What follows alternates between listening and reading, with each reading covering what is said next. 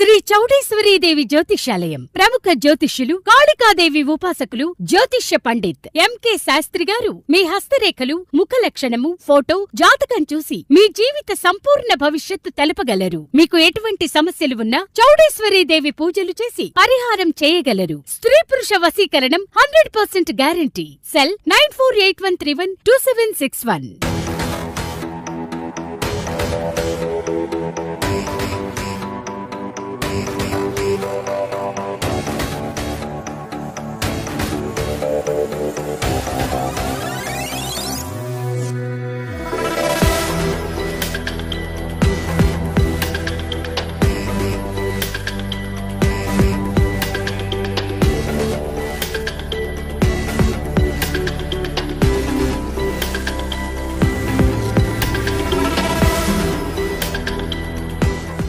నమస్తే friends, welcome to CR ముచ్చట్లు. Friends, Tollywood సినీ పరిశ్రమలో వరుస విషాదాలు చోటు చేసుకుంటున్నాయి.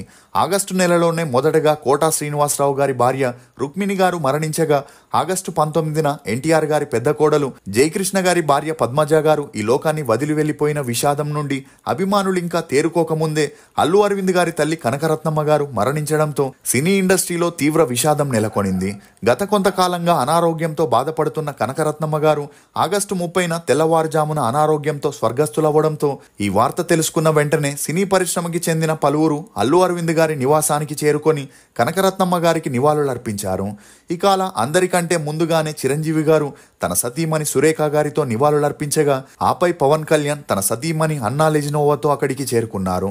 ఇక అట్లీ మూవీ షూటింగ్ లో అల్లు అర్జున్ ముంబైలో బిజీగా ఉండగా ఈ విషయం తెలిసి షూటింగ్ ని ఆపేసి తన నానమ్మ చివరి చూపు కోసం రాగా, మైసూర్లో పెద్ది షూటింగ్ లో ఉన్న రామ్ చరణ్ కూడా తన అమ్మమ్మని చూడడానికి హైదరాబాద్ కి చేరుకొని చివరిసారి ఆమెకు నివాళులర్పించారు. ఇక చిరంజీవి గారు సోషల్ మీడియాలో స్పందిస్తూ, మా అత్తయ్య దివంగత అల్లు రామలింగయ్య గారి భార్య కనకరత్నమ్మ శివైక్యం చెందడం ఎంతో బాధాకరం. మా కుటుంబాలపై ఆమె చూపిన ప్రేమ, ధైర్యం, విలువలు ఎప్పటికీ మాకు ఆదర్శం.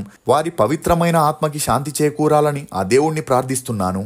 ఆమె జీవితం మొత్తం కుటుంబం కోసం చేసిన సేవ, చూపించిన అపారమైన ప్రేమ, కష్ట సమయంలో నిలిచిన ధైర్యం ఇవన్నీ ఎల్లప్పుడూ కుటుంబానికి మార్గదర్శకంగా నిలుస్తాయని చెప్పుకొచ్చారు. ఇక అలా శనివారం మధ్యాహ్నం అల్లు అరవింద్ గారు తన తల్లికి తలకొరివిని పెట్టగా, అందరూ అల్లు ఫ్యామిలీ గురించి, కనకరత్నమ్మ గారి గురించి తెలుసుకోవడానికి ఆసక్తిని చూపిస్తున్నారు.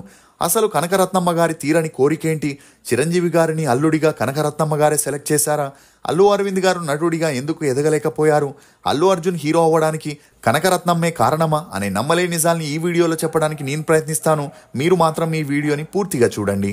ఇక వివరాల్లోకి వెళితే, అల్లు అర్జున్ ముత్తాత సుబ్బారాయుడు గారు ఆంధ్రప్రదేశ్లోని పాలకొల్లులో జమీందార్ ఫ్యామిలీలో పుట్టి పెరిగారు.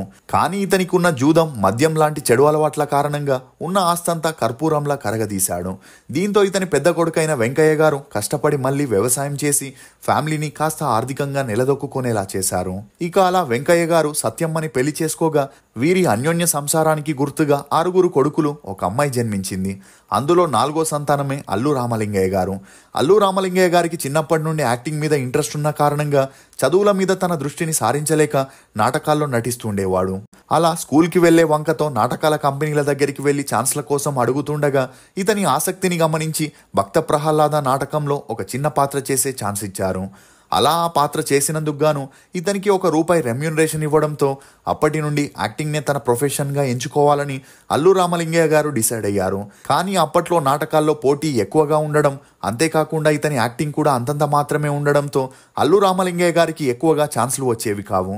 దీంతో పొలంలో పండించిన పంటల్ని ఇంట్లో వారికి తెలియకుండా అమ్మి అలా వచ్చిన డబ్బుల్ని నాటకాల డైరెక్టర్లకి, మేనేజర్స్కి ఇచ్చి వారి దగ్గర నుండి ఛాన్సులు అడుగుతూ ఉండేవారు. ఇక కొడుకు ఎంత చెప్పినా వినకపోవడంతో పెళ్లి చేస్తేనైనా బుద్ధొస్తుందని తమ మేనకోడలు కనకరత్నంతో అల్లు రామలింగయ్య గారికి పెళ్లి చేయగా, వీరి అన్యోన్య సంసారానికి గుర్తుగా పాలకొల్లులో అల్లు అరవింద్, వసంతలక్ష్మి, నవభారతి అనే 3 పిల్లలు జన్మించారు. ఇక అలా ఒకవైపు నాటకాల్లో చేస్తూ మరోవైపు అల్లు రామలింగయ్య గారు హోమియోపతి వైద్యాన్ని కూడా నేర్చుకొని ఫ్రీగానే తన దగ్గరికి వచ్చే జనాలకి ట్రీట్మెంట్ ఇస్తుండేవారు. కానీ పిల్లలు పుట్టాక ఇంటి ఆర్థిక పరిస్థితులు దారుణంగా మారడంతో ఆంధ్ర ప్రజాసభ నాట్య మండలి అనే నాటకాల కంపెనీలో చేరి నాటకాలు చేస్తూ తన నటనతో ఎన్నో అవార్డ్స్ ని కూడా అందుకోవడంతో ఆర్థికంగా కొంతవరకు స్థిరపడ్డారు.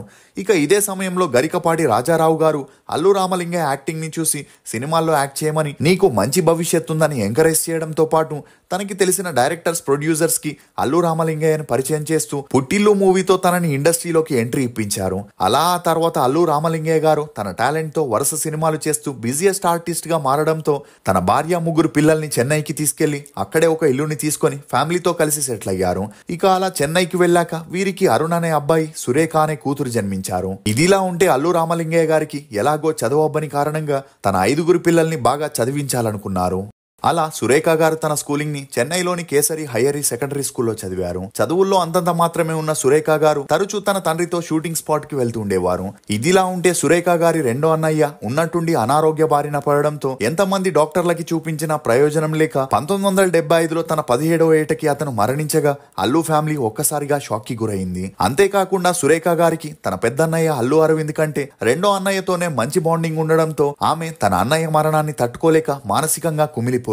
ఇక అలా కుటుంబం మొత్తం దుఃఖం నుండి బయటికి రావాలంటే ఇంట్లో శుభకార్యం జరిపించాలని అల్లు రామలింగయ్య గారు తన 2 పెద్ద కూతుర్లకి పెళ్లి జరిపించగా ఆ తర్వాత అల్లు అరవింద్ గారికి నిర్మల గారితో పెళ్లి చేసి సెటిల్ చేశారు. కానీ సురేఖ గారిని మాత్రం బాగా చదివించాకే పెళ్లి చేయాలని డిసైడ్ అయ్యారు. ఇక ఇదిలా ఉంటే అల్లు రామలింగయ్య గారు తన కొడుకైన అల్లు అరవింద్ ని తన సినీ వారసుడిగా తీసుకురావాలనుకున్నారు. కానీ అరవింద్ గారికి సినిమాల్లో యాక్ట్ చేయడం నచ్చకపోవడంతో ప్రొడ్యూసర్ గా మారాలనుకున్నారు. దీంతో 1974లో అల్లు రామలింగయ్య గారు గీతా ఆర్ట్స్ అనే బ్యానర్ ని స్థాపించి ముందుగా కృష్ణంరాజు, విజయ నిర్మల గారిని హీరోయిన్స్ గా పెట్టి బంట్రోత్ భార్య అనే మూవీగా చేయగా ఆ మూవీ 1974లో రిలీజ్ అయి సూపర్ డూపర్ హిట్ అవ్వడంతో అప్పటి నుండి అరవింద్ గారు ప్రొడక్షన్ పనుల్ని చూసుకుంటూ బిజీ అయ్యారు. ఇక ఈ క్రమంలోనే సురేఖ గారు తన ఇంటర్ ని పూర్తి చేసి డిగ్రీ చదివేటప్పుడు తండ్రితో కలిసి మా ఊరి పాండవులు మూవీ షూటింగ్ కి వెళ్ళగా అక్కడ 5 హీరోల్లో చిరంజీవి కూడా ఒక హీరోగా యాక్ట్ చేయడం జరిగింది. అలా ఆ మూవీ సెట్ లోనే సురేఖ గారి కన్ను చిరంజీవి గారిపై పడిందనే చెప్పొచ్చు. ఎందుకంటే అక్కడ ఉన్న ఆర్టిస్టులంతా ఇతర అమ్మాయిల్ని ఫ్లర్ట్ చేస్తుంటే చిరంజీవి మాత్రం సైకిల్ తొక్కుకుంటూ నెక్స్ట్ సీన్ ని ప్రాక్టీస్ చేయడంతో సురేఖ గారికి చిరంజీవిపై మంచి ఇంప్రెషన్ ఏర్పడింది. ఇక ఆ తర్వాత తాయారమ్మ, బంగారయ్య మూవీ షూటింగ్ లో మళ్ళీ చిరంజీవి గారిని చూడగా అప్పటికే అతనిపై మంచి అభిప్రాయం ఉండడంతో సురేఖ గారు తన తల్లిదండ్రులతో మాట్లాడుతూ తనకి పెళ్లి చేయాలనుకుంటే ఇలాంటి అబ్బాయితోనే చేయండి అని ఓపెన్ గా చెప్పడంతో అల్లు రామలింగయ్య గారికి తన కూతురు మనసులో మాట అర్థమై అప్పటి నుండి చిరంజీవి గారి గురించి ఎంక్వైరీ చేయడం మొదలెట్టారు. ఇక అలా షూటింగ్ స్పాట్ లో చిరంజీవిని అబ్జర్వ్ చేయడం, అమ్మాయిలతో క్లోజ్ గా ఉంటున్నాడా లేదా అని తన ఫ్రెండ్స్ ని అడిగి తెలుసుకోగా వారు ఇతని గురించి పాజిటివ్ గా చెప్పడంతో తనకి కూడా మంచి ఇంప్రెషన్ ఏర్పడింది. ఇక అలా చివరిగా మద్యం అలవాటు ఉందా లేదా అని తెలుసుకోవాలని ఒకసారి షూటింగ్ ని పూర్తి చేసుకుని అందరూ చెన్నైకి ట్రైన్ లో బయలుదేరగా అందరూ ఒకే కంపార్ట్మెంట్ లో కూర్చొని ఉండడంతో అల్లు రామలింగయ్య గారు రావు గోపాలరావు గారితో టెస్ట్ చేపించేందుకు చిరంజీవిని తీర్థం పుచ్చుకుంటావా అని అడగగా అందుకు చిరంజీవి తాను ఆంజనేయ స్వామి భక్తుడినని తనకి అలాంటి చెడు అలవాట్లు లేవని చెప్పడంతో అల్లు రామలింగయ్య గారు తన కూతురికి చిరంజీవి సరైన వ్యక్తి అని కన్ఫర్మ్ చేసుకున్నారు. ఇక అలా తనకేవైనా ఆస్తులున్నాయా లేవా, తన బ్యాక్గ్రౌండ్ ఏంటి అని తెలుసుకోవడానికి అల్లు రామలింగయ్య గారు అల్లు అరవింద్ ని ప్రొడ్యూసర్ జయకృష్ణ గారిని రంగంలోకి దింపి ఎంక్వైరీ చేపించగా వారికి సొంతిల్లు లేదని, మొగల్తూర్లో అద్దింట్లోనే ఉంటున్నారని, తండ్రి కానిస్టేబుల్ గా పనిచేస్తే తల్లి ఇంటి వద్దే ఉంటూ 2 కొడుకులు 2 కూతుర్లని చూసుకుంటున్నారని తెలియడంతో అబ్బాయికి ఆస్తి లేకున్నా మంచి టాలెంట్ ఉంది కాబట్టి ఈ రోజు కాకపోతే రేపైనా సినిమాల్లో స్టార్ గా ఎదుగుతాడని అల్లు రామలింగయ్య గారు డిసైడ్ అయి ప్రొడ్యూసర్ జయకృష్ణని చిరంజీవి గారి నాన్నతో మాట్లాడేందుకు పంపించేశారు. ఇక మొదటగా చిరంజీవి తండ్రి గారు తన కొడుకు ఇప్పుడే సినిమాల్లో ఎదుగుతున్నాడని 4-5 సంవత్సరాలు గడిచాక చూద్దామని చెప్పడంతో జయకృష్ణ గారు కమల్ హాసన్ ని మించిన అందం మీ అబ్బాయిలో ఉందని, ఆ అందానికి అమ్మాయిలు ఎగబడతారని, ఇండస్ట్రీలో ఉన్న అమ్మాయిల్ని నమ్మకూడదని, మన కుర్రాన్ని మనమే కాపాడుకోవాలని, అందుకే నాకు తెలిసిన చక్కటి అమ్మాయి ఉందని, చాలా సౌమ్యురాలు, మనోడికి అలాంటి అమ్మాయి అయితే జీవితం బాగుంటుందని, అంతేకాకుండా అల్లు రామలింగయ్య గారి అల్లుడైతే ఇండస్ట్రీలో ఇంకా స్పీడ్ గా ఎదగొచ్చని చెప్పడంతో చిరంజీవి గారి తండ్రికి జయకృష్ణ గారు చెప్పిన మాటలు కరెక్టే అనిపించాయి. దీంతో చిరంజీవికి ఇష్టం లేకపోయినా తల్లిదండ్రులు ఫోర్స్ చేయడం, అంతేకాకుండా ఇండస్ట్రీలో ఏ సమస్య రాకుండా ఎదగాలంటే అల్లు రామలింగయ్య లాంటి సీనియర్ సపోర్ట్ అవసరమని గ్రహించి చిరంజీవి ఆ పెళ్లికి గ్రీన్ సిగ్నల్ ఇచ్చాడు. ఇక అలా చిరంజీవి సురేఖ గారి పెళ్లి 1980 ఫిబ్రవరి 20న జరగడంతో అప్పటి నుండి చిరంజీవి గారి దిశ మారిపోయిందనే చెప్పొచ్చు. ఇక అల్లు రామలింగయ్య గారు చిరంజీవిని తన సొంత కొడుకులాగే చూసుకుంటూ తన ఓన్ బ్యానర్ లోనే అల్లు అరవింద్ ని ప్రొడ్యూసర్ గా పెట్టి చిరంజీవిని హీరోగా యమకింకరుడు, హీరో, విజేత, ఆరాధ్య, పసివాడి ప్రాణం, మాస్టర్ అని బ్యాక్ టు బ్యాక్ మూవీస్ చేపిస్తూ ది జెంటిల్ మ్యాన్ అనే మూవీస్ చేయడం ద్వారా సుప్రీం స్టార్ గా ఎదిగాడు. ఇదిలా ఉండే చిరంజీవి సురేఖ గారి అన్యోన్య సంసారానికి గుర్తుగా రామ్ చరణ్, సుష్మిత, శ్రీజ అనే 3 పిల్లలు జన్మించగా ఆ సమయంలో పవన్ కళ్యాణ్కి 5 ఏళ్ల వయసు అనే చెప్పొచ్చు. ఇక కుటుంబం మొత్తం మొగల్తూరులోనే ఉండగా చిరంజీవి గారు ఒక స్టేజ్కి వచ్చాక అత్తామామ, మరదలు, ఆడపడుచులందరినీ సురేఖ గారు తమతోనే చెన్నైకి తీసుకెళ్లారు.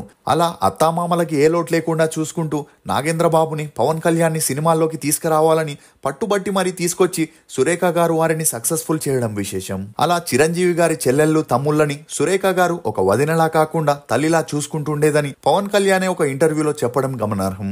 ఇక ఇదిలా ఉంటే అల్లు అరవింద్ గారి తల్లి కనకరత్నమ్మకి తన కొడుకు ఎలాగో సినిమాల్లో నటించట్లేదని తన ముగ్గురు మనవళ్ళని సినిమాల్లో హీరోలని చేయాలనుకుంది. కానీ మొదటి మనవడు అల్లు వెంకటేష్ కి యాక్టింగ్ పై ఇంట్రెస్ట్ లేకపోవడంతో తమ బిజినెస్ లని చూసుకుంటూ గీతా ఆర్ట్స్ బాధ్యతల్ని తీసుకొని మూవీస్ చేయడం మొదలెట్టాడు. ఇక అలా కనకరత్నమ్మ గారు రెండో మనవడు అల్లు అర్జున్ తో సినిమాల్లో హీరో అవ్వమని మాట తీసుకోవడం, అలా అరవింద్ గారు కూడా తనకి సపోర్ట్ చేయడంతో అల్లు అర్జున్ ఎలాగైనా సినిమాల్లో నటింపజేయాలని 1985లో విజేత మూవీలో చైల్డ్ ఆర్టిస్ట్ గా చేపించడం ద్వారా తన సినీ అరంగేట్రం చేపించి స్వాతిముత్యంలో కమల్ హాసన్ కి మనవడిగా చేస్తూ గుర్తింపు తెచ్చుకున్నారు.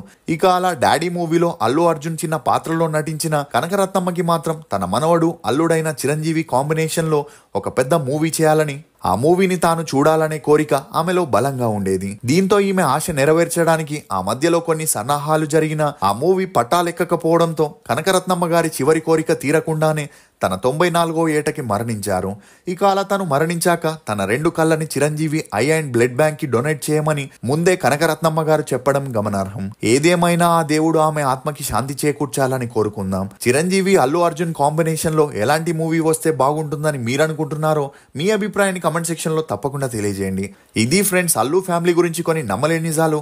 ఈ వీడియో మీద మీ అభిప్రాయాన్ని కమెంట్ సెక్షన్ లో తప్పకుండా తెలియజేయండి. మేము చేసిన ఈ వీడియో మీకు నచ్చినట్లయితే ఒక లైక్ ద్వారా మీ సపోర్ట్ ని మాకు తెలియజేయండి. For more interesting videos please subscribe to CR ముచ్చట్లు. Thank you.